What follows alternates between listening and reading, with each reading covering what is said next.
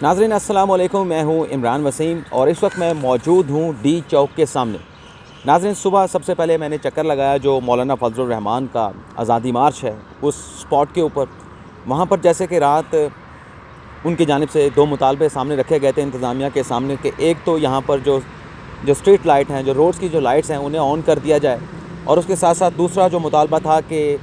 आज़ादी मार्च का जो पंडाल है वहाँ पर इंटरनेट की जो सहूलत है वो फ़राहम की जाए। तो ये दो मुतालबात रात किए गए थे, लेकिन रात गए तक और अभी सुबह तक जब मैं वहाँ पर गया हूँ, ये सहूलियात जो है ख़ास तौर पर इंटरनेट के हवाले से उस सर्विस को बहाल नहीं किया गया है।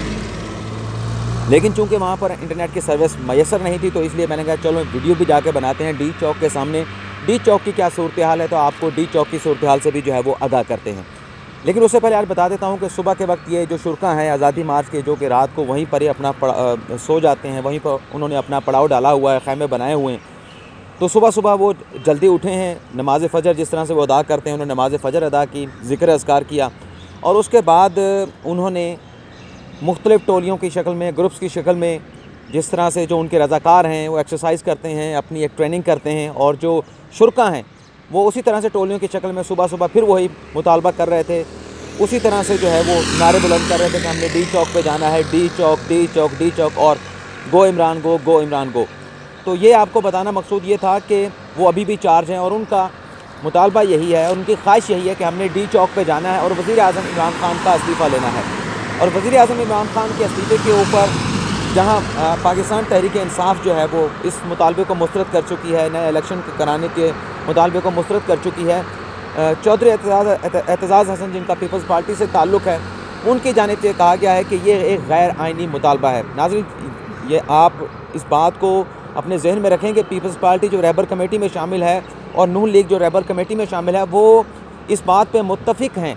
कि वज़ीर आज़म इमरान ख़ान का इस्तीफ़ा लिया जाना चाहिए और मुल्क में नए इलेक्शन होने चाहिए। लेकिन एतज़ाज़ हसन जो है वो अपनी इंडिपेंडेंट जो है वो अलग बात कर रहे हैं। वो कर रहे हैं कि ये एक गैर आइनी मुतालबा है और किसी लश्कर को इस बात की इजाज़त नहीं दी जा सकती कि आप वज़ीर आज़म हाउस में घुस कर उन्हें गिरफ़्तार करें। ऐसा किसी लश्कर के पास कोई अख्तियार नहीं है। और वाज़ेह कर दूँ कि ये एतज़ाज़ हसन जब इमरान ख़ान का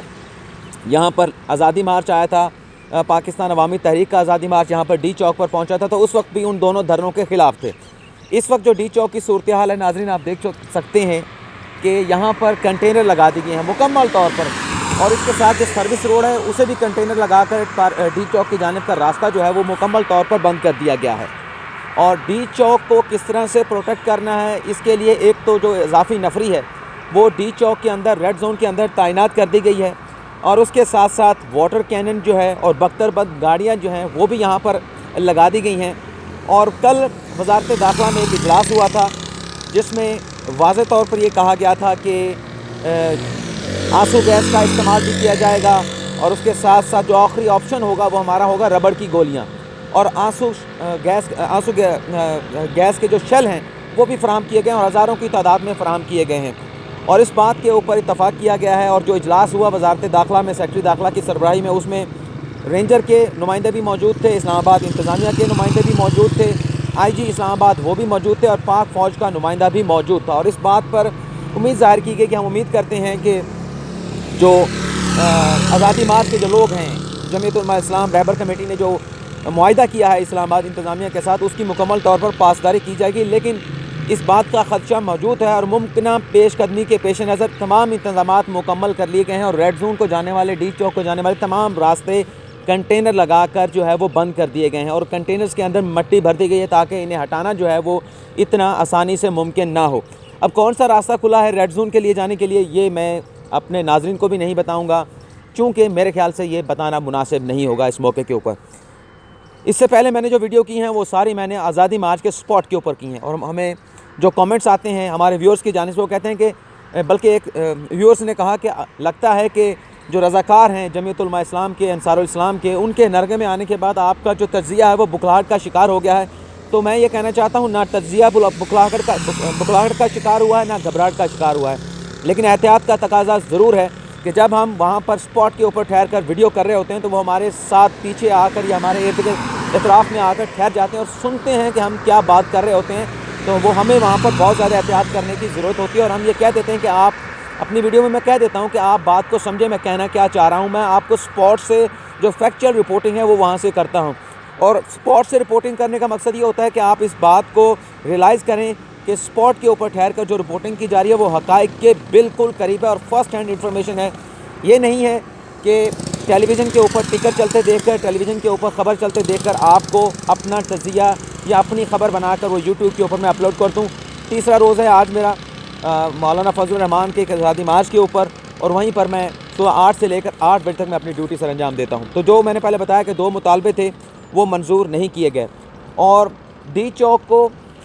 پروٹیکٹ کرنے کے حوالے سے جو سیکیورٹی رکھی گئی تھی آزادی مارچ کے اوپر, کافی زیادہ سیکیورٹی تھی, پولیس کی نفری وہاں پر تعینات تھی. تو اب انہیں یہاں جو بلو ایریا ہے میرے سامنے اور میرے پیچھے, یہاں پر پولیس کی نفری جو ہے وہ بڑھا دی گئی ہے. اور اس کے بعد آپ کو معلوم ہے کہ ریڈ زون کے اندر سفارتکار بھی رہتے ہیں, ان کی سیکیورٹی کو محفوظ بنانے کے لیے آئی جی اسلام آباد کی سربراہی میں اجلاس ہوا, اور اس بات کا فیصلہ کیا گیا ہے کہ کسی بھی طرح سے جو ہے وہ جو سفارتکار ہیں جو پاکستان کے اندر موجود ہیں, پاکستان کا نیگیٹو امپیکٹ دنیا کے سامنے نہ جائے, تو ان کی سیکیورٹی کو بھی جو ہے وہ ہر طرح سے ملحوظ خاطر رکھا جائے گا. واٹر کینن کا استعمال کیا جائے گا اگر وہ یہاں پر پیش قدمی کرتے ہیں, آنسو گیس کے شیل ہیں ان کا استعمال کیا جائے گا, اور آخری آپشن جو ہوگا وہ ربڑ کی گولیاں ہوں گی. اس کے علاوہ ناظرین, جیسے کہ ہم نے آپ کو پہلے بھی اپنی ایک ویڈیو میں بتایا تھا کہ جہاں اپوزیشن جماعتوں کا اس بات کے اوپر اتفاق موجود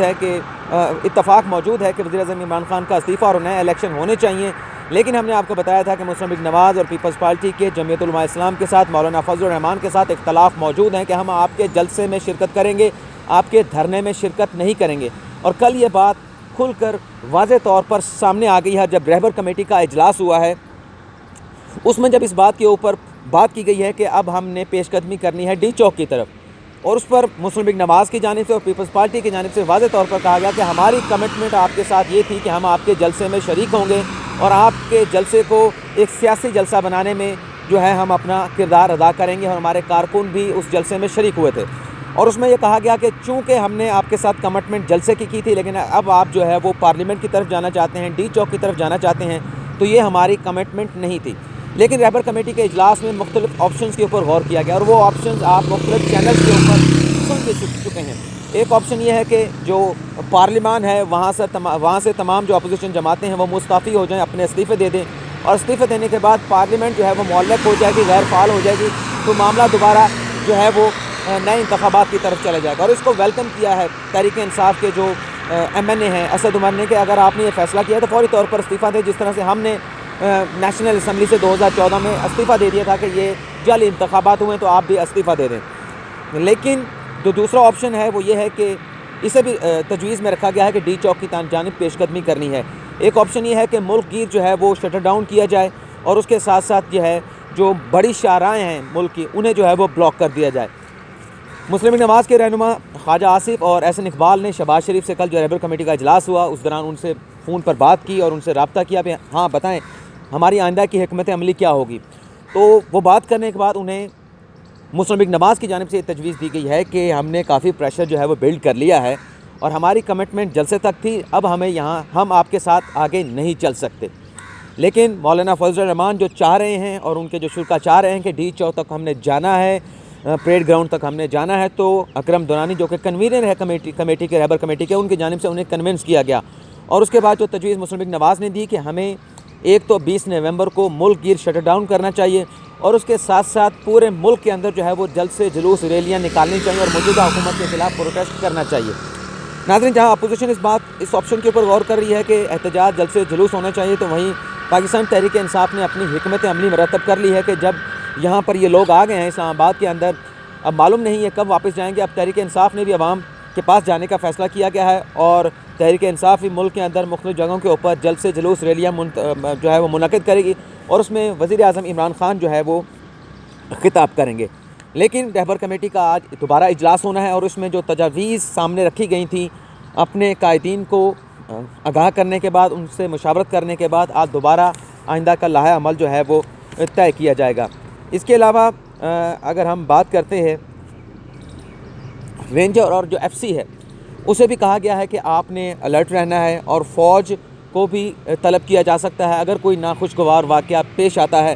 اور اس کے ساتھ ساتھ فوج کو طلب بھی کیا جا سکتا ہے. جیسا میں نے بتایا کہ ناقص واقعہ ہوا تو فوج کو طلب کیا جائے گا. لیکن اس وقت پریڈ گراؤنڈ میں کیا چہم گوئیاں ہو رہی ہیں, پریڈ گراؤنڈ میں کیا بات چیت ہو رہی ہے, اور جو ہمارے صحافی ہیں انہوں نے کیا اندازہ لگایا ہے کہ کیونکہ مولانا فضل الرحمان نے کل جب اپنا خطاب کیا تھا پریڈ گراؤنڈ میں تو ان کی جانب سے کہا تھا کہ ہم سخت سے سخت فیصلے کریں گے, اور اس بات کے اوپر وہ بضد ہیں کہ وہ جائیں گے ڈی چوک کی جانب. لیکن چونکہ اب نواز لیگ اور پیپلز پارٹی بیک فائر کر گئی ہیں, وہ پیچھے ہٹ گئی ہیں, تو اس بات کا امکان موجود ہے کہ ان سیاسی جماعتوں کو اپنے ساتھ رکھنے کے لیے ڈی چوک پر جانے کی بجائے کوئی درمیانی راستہ جو ہے اڈاپٹ کیا جائے گا. اور ہو سکتا ہے کہ یہ جو شرکا ہیں آزادی مارچ کے یا مولانا فضل الرحمان مکمل مشاورت کے بعد, رہبر کمیٹی کی مشاورت کے بعد, یہ آزادی مارچ جو ہے اسے ہو سکتا ہے 0 پوائنٹ کے اوپر منتقل کر دیا جائے, یا اسے فیض آباد کے اوپر منتقل کر دیا جائے, یا پھر ڈی چوک کے پیچھے یہ جو جناح ایونیو جہاں پر میں اس وقت بیٹھا ہوں یہاں پر بھی اسے منتقل کرنے کا, یہاں پیش قدمی کرنے کا مکمل امکان موجود ہے. لیکن آپ کو بتا دوں کہ مسلم لیگ نواز وقت اور پیپلز پارٹی ابھی تک جو ہے وہ رضامند نہیں ہوئے ہیں. لیکن جلسے جلوس کی تجویز دی گئی ہے اور 20 نومبر کو ملک گیر شٹر ڈاؤن کی تجویز دی گئی ہے. لیکن وہاں حکومت نے, پاکستان تحریک انصاف نے بھی اپنی تمام حکمت عملی مکمل کر لی ہے کہ ان تمام شرکا کے ساتھ کس طرح سے جو ہے وہ ان کا سامنا کرنا ہے, انہیں یہاں سے واپس بھیجنا ہے. اور بنی گالہ کی سیکیورٹی جو ہے وہ بھی سخت کر دی گئی ہے. ڈی چوک کی بات کرتے ہیں تو ڈی چوک پر آنے کا مقصد کیا ہوتا ہے, یہ پارلیمنٹ کے سامنے ایک ڈی کی شیپ میں ایک گرل لگی ہوئی ہے.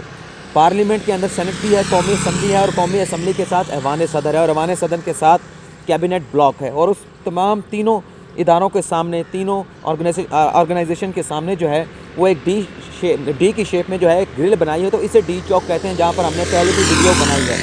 تو اب میں یہاں سے اپنی ویڈیو کا اختتام کروں گا. یہاں سے میں جاؤں گا اب دوبارہ جو ہے وہ جو اسپاٹ ہے آزادی مارچ کا, اور مجھے دوست کہتے ہیں کہ آپ اسے آزادی مارچ کیوں کہتے ہیں. میں ایک صحافی ہونے کے ناطے جو اس کا نام ہے میں اسے وہی نام دوں گا. آپ کو مکمل آزادی ہے کہ آپ اس کو کسی بھی نام سے پکار سکتے ہیں. مولانا فضل الرحمان کو کسی نام سے پکار سکتے ہیں, جس طرح سے ان کے شرکا نے کل کنٹینر پر ٹھہر کر جو ہے وہ ڈیزل کے جو ہے وہ اعلانات کیے. اور پھر جب اس بات کا ریلائز ہوا کہ ڈیزل کی گاڑی یہاں پر آئے, کہ ریلائز ہوا کہ یہ تو ہم اپنے خلاف ہی بات کر رہے ہیں, تو پھر کہا گیا کہ فیول کی گاڑی کو جو ہے وہ کنٹینر کے پاس لایا جائے. اور پھر بکلاہٹ اس قدر زیادہ تھی کہ کنٹینر کے اوپر سے جو ہے وہ گو نواز گو کے نعرے بھی لگا دیے گئے. تو ناظرین, آپ سے زیادہ چاہوں گا رات تک جو بھی اپڈیٹ ہوگی اس کی اپڈیٹ جو ہے وہ آپ کو رات کو 8-9 بجے جو ہے وہ اس سے آپ کو آگاہ کروں گا. شکریہ.